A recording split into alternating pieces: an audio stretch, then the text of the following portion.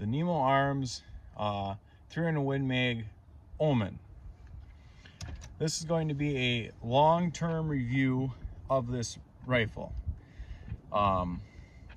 This is my rifle that I've had since 2020, and as of this recording I have 500 rounds through this barrel on it and another roughly 400 rounds on the previous barrel that was in this rifle, and I'll explain why it's got different barrels in it as we go forward. But the reason I'm doing this review is because there's not a lot of good reviews on this rifle that are like long-term reviews on it, and I felt it was worth putting one out there because I didn't feel there was that much good information, since I've owned one long enough now to understand what it's capable of and its shortcomings that it may have. So just to clarify as we get started, this is my rifle. No one has paid me to do this. I paid for this rifle with my own money, and all the ammunition that's gone through it, the time, the headaches that's come along with owning this rifle are all things that no one's ever helped me with. So this has no solicitation whatsoever involved in it, and I want that to be very clear from the get-go. So let's say what this rifle was touted to be in the sales brochure from NEMO.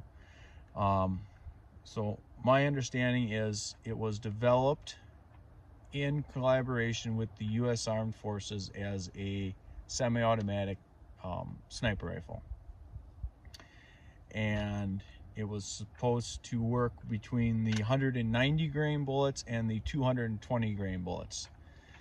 So taking that, we are assuming that this should be a fully reliable, functional, sub 1 MOA capable firearm, which is what it's touted to be. So that's what we're gonna dive into on this review, is what are my actual experiences with this rifle.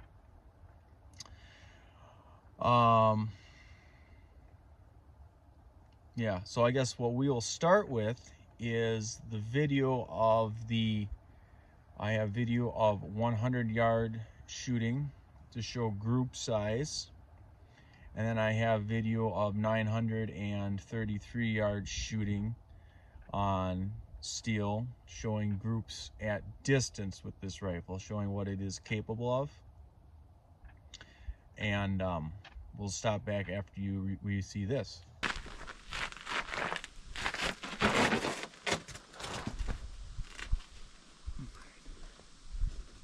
All right, 100, 210 grain VLDs, 100 yards, 5 rounds.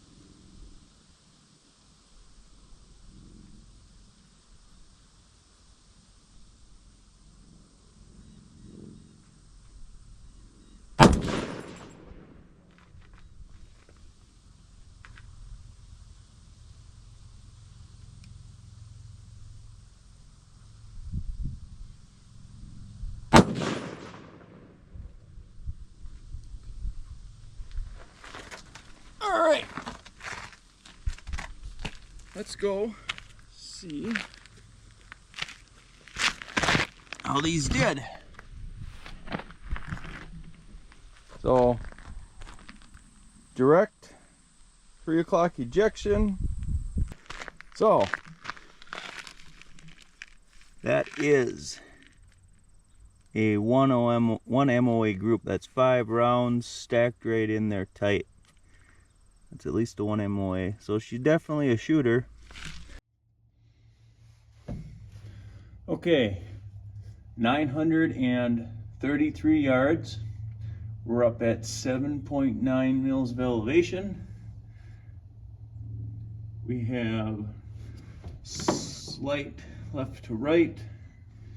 Let's see here. We're going to start with 1 mil left for wind. Check our parallax. That's good. All right, these are 210 grain Burger VLDs. Going hot.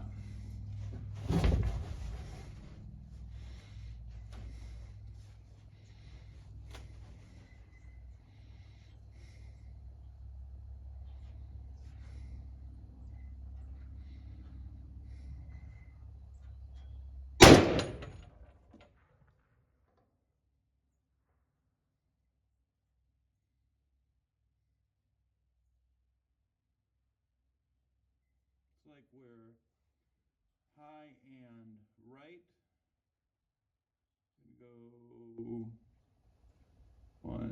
Go 6/10. Break it down a tenth.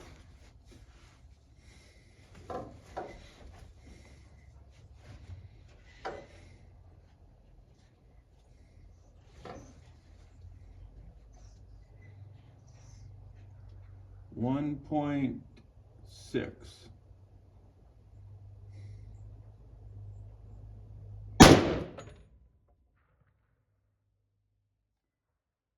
Just high, perfectly in line.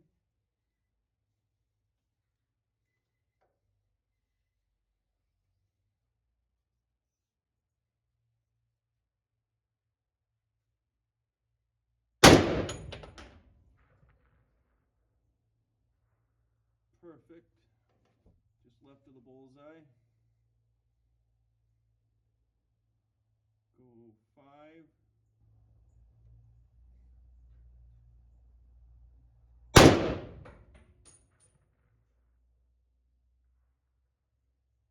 Just high, beautiful.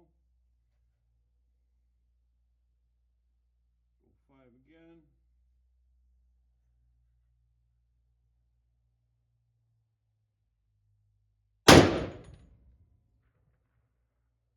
Just right of bullseye.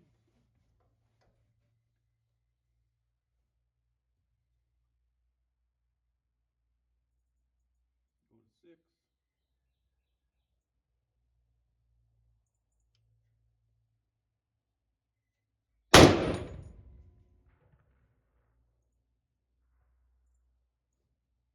Perfect.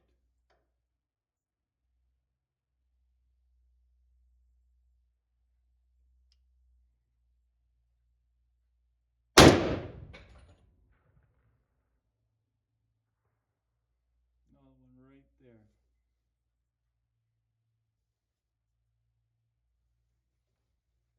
We come down another tenth though. Let me try that.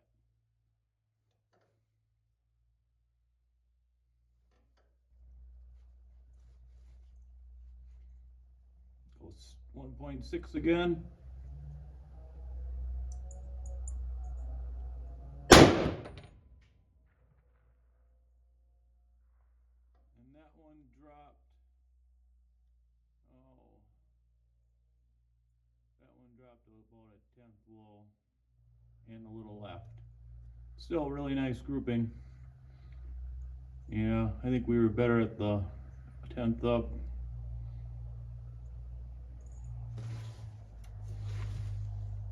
So I ended up at 7.8.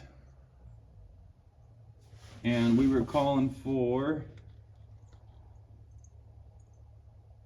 7.84. That's respectable. Nice group down there.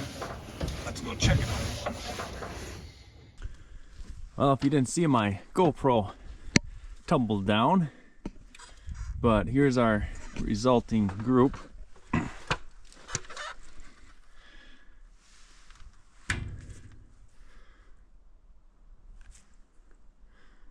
.933 yards. So first shot, I brought it down to 10th and held for more wind. Fired the next 1, 2, 3, 4, 5, and 6, making slight wind corrections left and right. So this whole group is definitely around an MOA. See my hand for reference. And then I made an adjustment on the last round down a 10th, and the wind must have died. Well, that's that one. So all in all, roughly in one MOA group. Good vertical striation too. There's probably only 6 inches there of vertical striation, and then we have a little bit of windage. I held a little more and less on the wind. So here we are. Okay, so as we've seen in the video, this is definitely capable of 1 MOA accuracy. The gun definitely is capable of it, and that's just a representation of what I have come to see over all these rounds. Is if you do your job right, this rifle is accurate. And I've seen this across both barrels that were in this rifle. Both of these barrels shot very well, very respectable. So next, since everyone's going to ask, we're going to talk about how this gun is set up, and I'm going to go over the manual arms on this rifle. So we'll start from the front and work our way back. So on the front, we have a Area 419 muzzle brake. They're Magnum one. I really do like this brake quite a bit.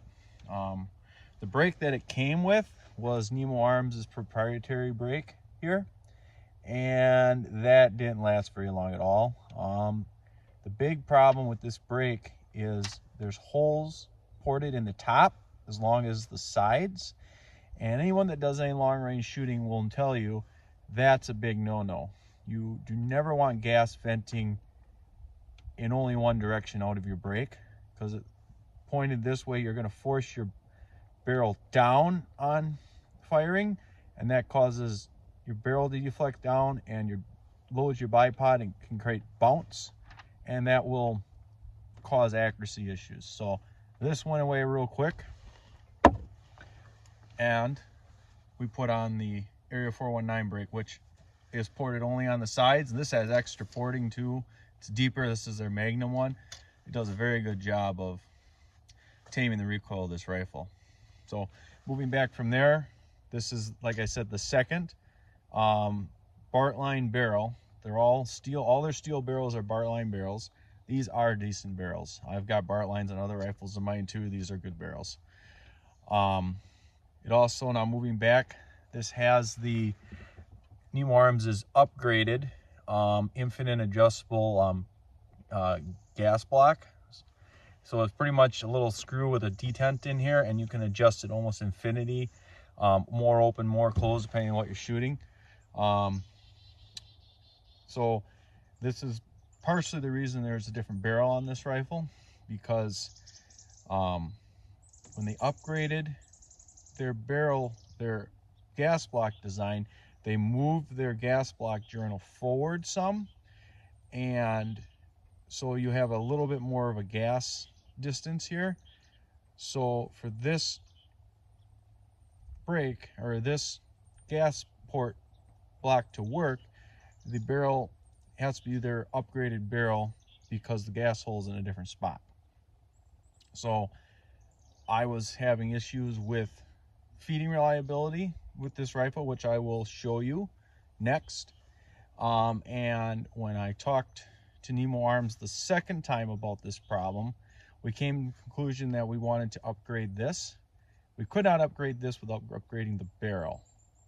Plus, I had suspicions of some chambering issues with the original barrel. So I opted to have them replace the barrel and replace the gas block at the same time. So I will show you in this next clip the issues that I had with ejection with this rifle, and this was one attempt to fix the problem. That was the second time this rifle went back to NEMO Arms. The first time was for the exact same problem, which I will show you, and they looked the rifle over real good, and they replaced the bolt carrier group in this rifle, thinking that they couldn't find anything wrong with the original bolt carrier group, but they figured they would try that. And they scoped the barrel and cleaned it and sent it back to me. Basically did not solve the problem at all. So this bolt carrier group probably has about 550 rounds on the bolt carrier group, the second one here. These were two things that we attempted to solve the problem.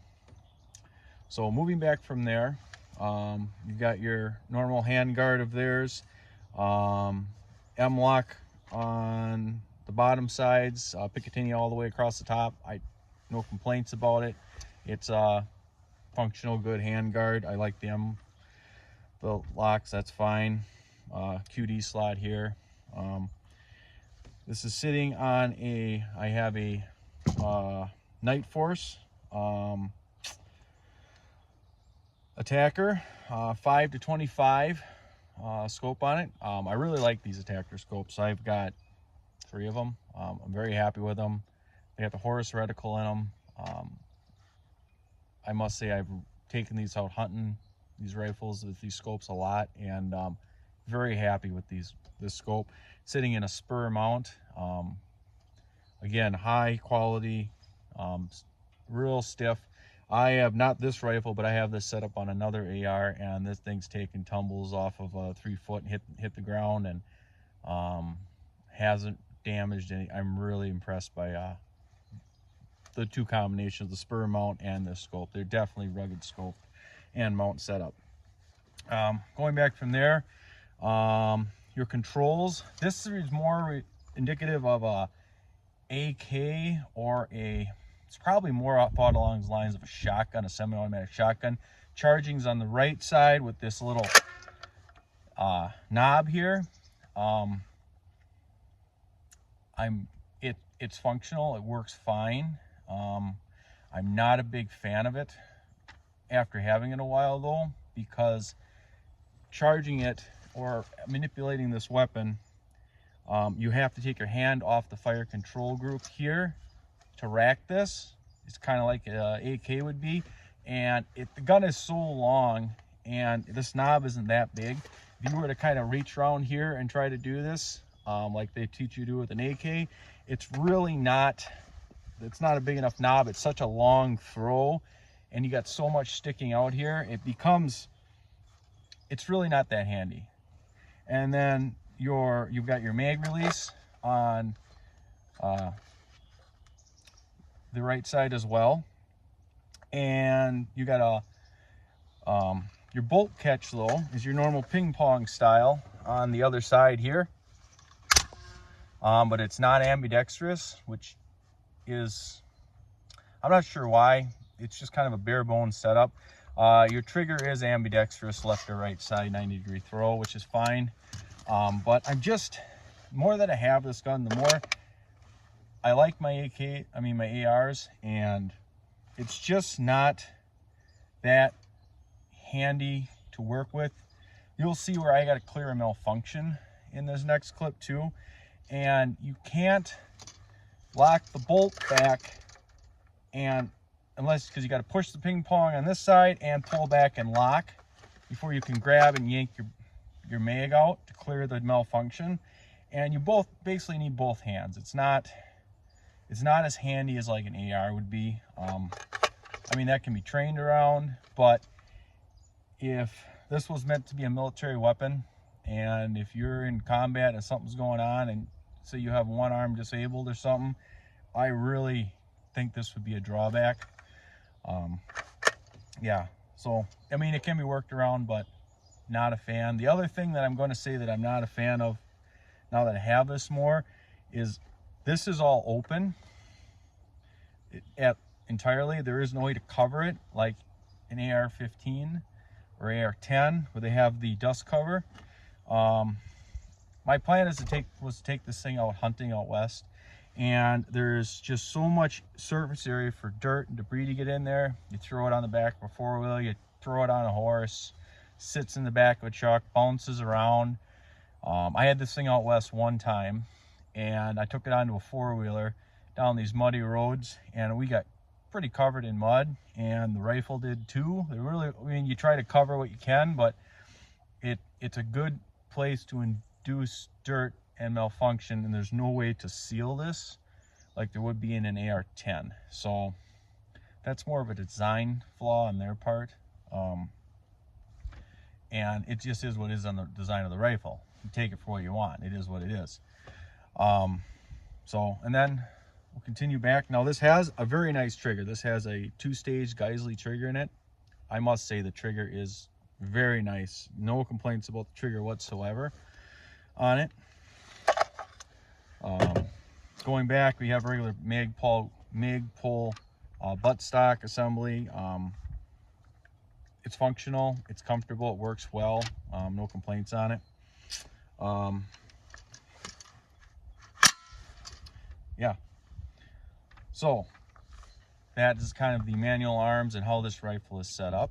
So now I'm going to show you the first and major issue that we have had with this rifle.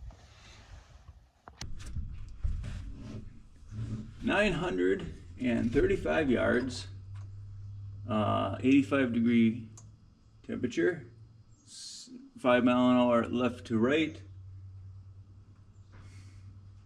210 grain Burger VLDs.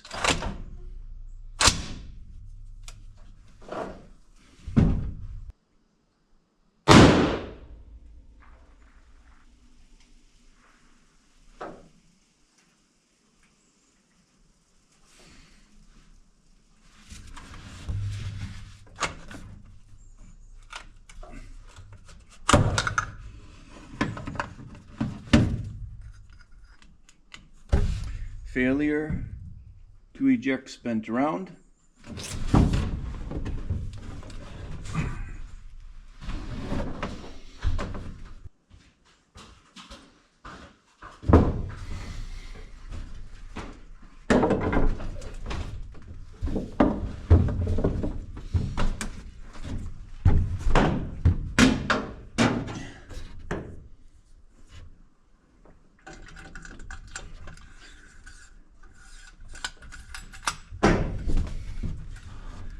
Shell pops right out very easily.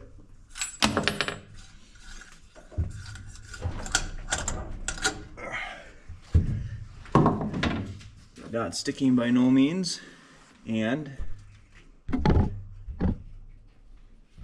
can see this. It's lifted the brass. Let's see if I can get a better shot at this.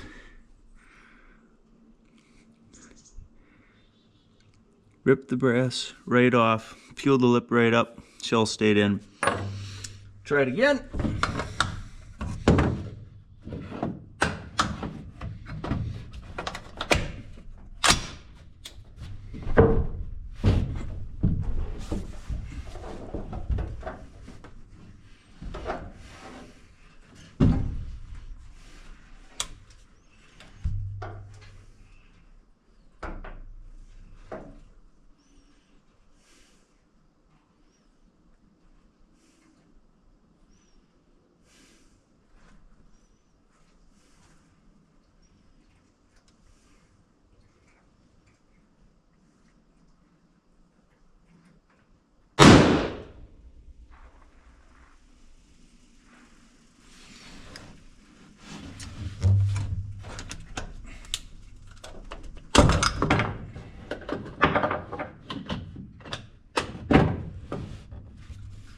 Same result again. This is what keeps happening with this firearm. You just saw me shoot 5 rounds at 100 yards and have no problem with ejection. Now we're firing the 8th and 9th round. It cannot cycle them. It's literally ripping this brass off, and it's done this through different brand new brass, old brass, different brands of brass. They all do it. We've done this through different powder loads, different types of powder, different amounts of powder. It doesn't seem to matter on the powder load either. There is no actual sign of overpressuring on the rim of the case, if we can see that. I don't know if this is very good lighting, but there's no signs of pressure. This is actually once fired brass already.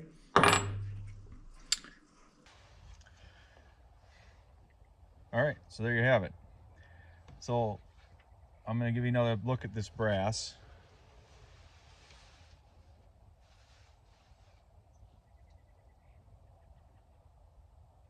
And this is not a one-time thing or a couple of time thing that happens. In the last week shooting this thing, between the 450 to 500 round count through this rifle, I had 6 of these malfunctions happen. And like I said, I have talked to NEMO Arms on this problem twice. It has been back to NEMO Arms 2 times, and pretty much at this point I believe they don't know what the problem is. They basically are just guessing at what would work, and at this point we have changed all the components of this rifle that I think would cause this, and I'm still getting these malfunctions. So I think it's an inherent flaw in the design of this rifle at this point. And I think it's just something that you're going to deal with if you own these rifles. Maybe other people have different experience than me, but 2 barrels, different bolt carrier group. It's been back to the company twice. They can't find anything wrong with it, and this keeps happening. It's just not a. It's a major malfunction. I can't express this enough. You see me, I got to get a ramrod to poke that shell back out of the breech. There is no other way to clear that malfunction. And when you're out in the woods in the back country hunting or something, I'm not going to carry a cleaning rod with me to clear malfunctions. Like I said, this is probably the most serious malfunction that you can have on one of these rifles, is failure to extract, and you have a piece of brass stuck in the chamber. I mean, you have no way to solve that problem. You can't clear this malfunction without a rod, and most people are not going to carry rods out in the backwoods, and you really shouldn't have to. So I don't know what else to say about it. It's a major disappointment to me. I was really hoping that with playing with different loads and changing out these components, it would have solved this problem, but it hasn't. I mean, this started when I first got the rifle, and I'm basically, between the 2 barrels, I'm 900 some rounds in, and we're still having this problem. So, and NEMO Arms at this point, I don't feel that they have an answer to my problem. I talked to them on the phone multiple times. I've actually been to their facility one time, dropping this rifle off for this problem. And I mean, they're great guys. They have a nice facility, but I don't really feel that they have a handle on what this problem is. So, fair warning, if you're going to buy one, what's going on here. So that's that. So that's all I'm going to say about it. So the second malfunction that I've had with this rifle a couple of times, and I'm just going to show it. I don't know what to make of it, but I'm going to show you this. I've had light strikes on the last round to be fired out of the magazine. So we take this gun down. Take the bolt out here. Set this aside.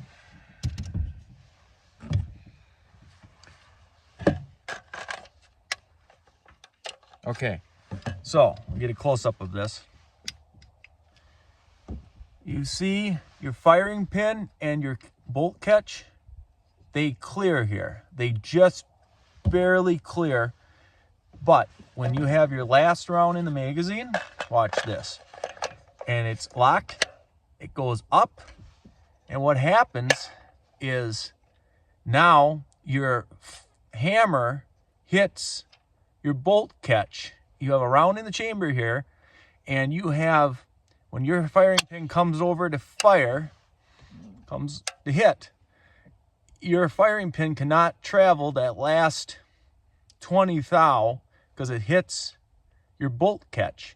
So your firing pin does not travel that extra little 20 thou, and what happens is your last round, the firing pin does not impact the percussion of the round all the way, so creating a light strike, and it doesn't always set the last round off.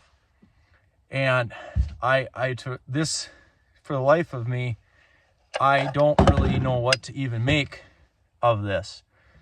This catch should be forward 20 thou, or this firing pin hammer assembly should be back 20 thou. But the way it is, there's a literal interference here. I'll show this again. You lock that, it pushes up for your catch, and what's happening is that's catching. So you are not getting full hammer strike. So there is, I don't know if it's designed to be like this or not, but it really shouldn't be. There's an interference here. So that's the second major malfunction that I've had caused with this rifle, is last round failure to fire. Doesn't happen every time, depends on if you've got a little finicky primer or not, but you can see the dent is not as deep as it should be in that last round. If you drop the magazine and fire that round again, it will fire. So there's something going on with the design of that, right, of this fire control group as well. So let's see if I got anything else I want to talk about here. No, that's about it. So in conclusion, I feel I've given this rifle every chance that I can give it to function well and to be a reliable weapon, and it's just not that. It's really a disappointment. It is an accurate rifle. I mean, it is. It's a very accurate rifle for what it is. It's definitely good. But the reliability of this platform isn't there. I think there are some design features in it that are just, I think they need to be tweaked. I think there's some timing in the bolt carrier assembly that needs to be played with, or something. I'm not a gunsmith, so I shouldn't even speculate, but something isn't quite tuned right, I feel, with this firearm assembly to make it a reliable weapon, which I'm guessing is one of the reasons that the military never looked at it after its initial design. One other thing I will note as well is on this gas block here, this Infinity gas block, after about 200 rounds through the rifle, I went to adjust that gas block, and it was froze. I had to get a big wrench and move it, and I ended up taking it apart, and what had happened, it had carboned up in the threads. So I actually had to take the gas block off and get a tap and run a tap to clean the carbon. It was really carbon locked. Get all the carbon out of the threads so I could make that gas adjustment work again. So once it's set, it might as well forget it. It's going to stay there unless you're going to take it back apart and run a tap back through it. So that's another, it sounds like a great design, but after so many rounds are through it, it's carboned up and it's basically set where it's set. So, so these are my conclusions on the rifle. It's accurate, but it is not a reliable platform. As much as it pains for me to say it, I will not be taking, if I was to take this thing out on a backcountry hunt, I just couldn't trust it to be reliable. And when you've got that much time and effort invested into a hunt like that, it's just not something I'm willing to take a chance on. So I hope this was helpful for somebody that's looking at one of these rifles.